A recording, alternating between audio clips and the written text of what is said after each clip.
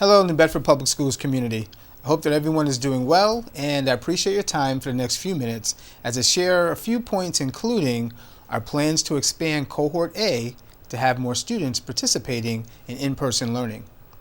First, parents, thank you for partnering with us and for being partners and entrusting us with your children as we continue to work to support them during this time. I want to start with a couple of key points, but I also want to extend congratulations to both our boys and girls basketball teams for winning in the playoffs, and we want to wish them well in their next game. Several sports teams, including indoor track and football, are gearing up for the Fall 2 season, which starts on February 22nd. The weather has been a little interesting lately with the unpredictable amounts of snow and the disruptions to the teaching and learning. But please know that all decisions around bad weather are always based on the safety of our students and the safety of our staff, who must be able to get to the school buildings to complete the teaching and learning process.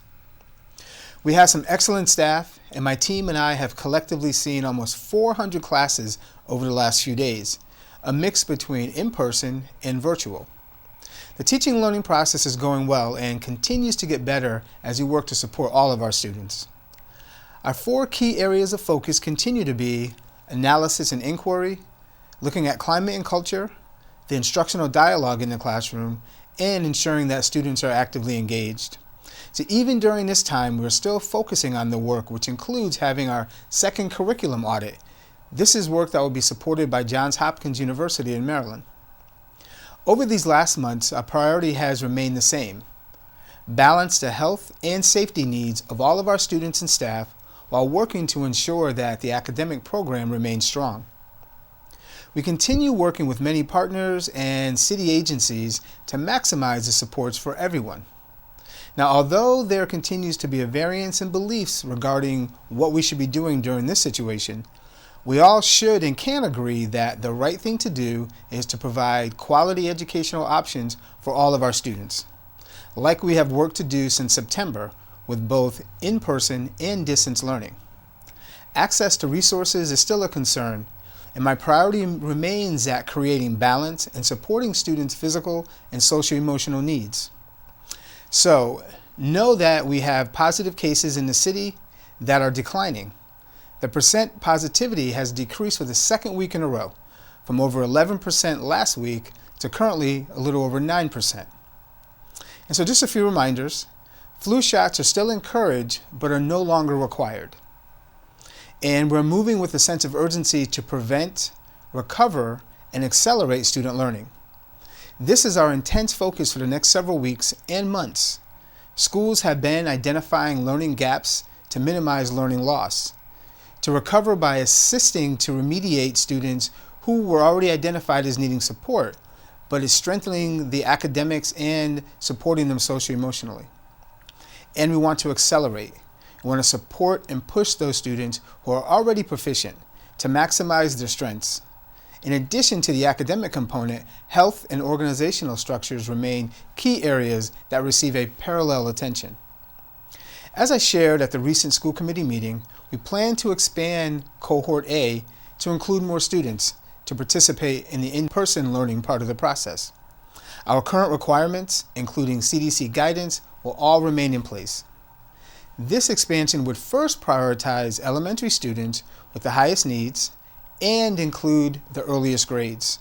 So we're working with individual schools to be able to see what their capacity in their rooms are, as we will maintain the 6 feet distancing, as with our proper airflow will still dictate the number of students who will be placed in classrooms.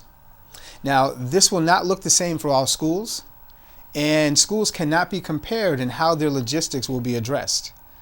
And remember that to date, there has been no transmission of the virus in our schools.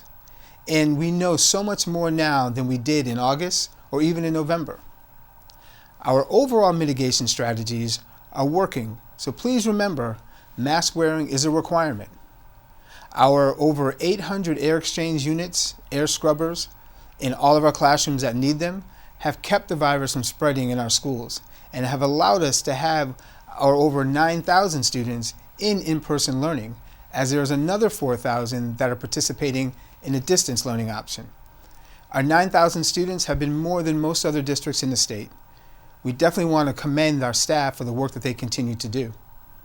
And so as I close, please remember that my immediate priority is to support our children's mental health, prevent learning loss, recover any current regressions, and accelerate learning. We will focus on critical and analytical thinking skills, vocabulary and math computational skills. We will be providing tutoring services in the coming weeks for students in all grade levels. Schools will be reaching out to families to make sure if their student is in need of those services, they will have that support. I know that we're all getting tired, but the benefits of keeping the mask on and being temporarily separated from others for a little while longer will help us in the coming months and years. So again, thank you for doing your part. We'll be sharing more information very, very soon about what Cohort A expansion will look like and how we're working with each of our schools to increase the number of kindergartners and possibly first graders and our students who have the highest needs to ensure that they're in person more than they are participating in another way. Please continue checking our new website, newbedfordschools.org, or our Facebook page to stay updated. Or as always, you can call our family support line at 508-997-4515 for help with any topic. So remember, we're all in this together. Think of others, mask up, and stay safe. Thank you.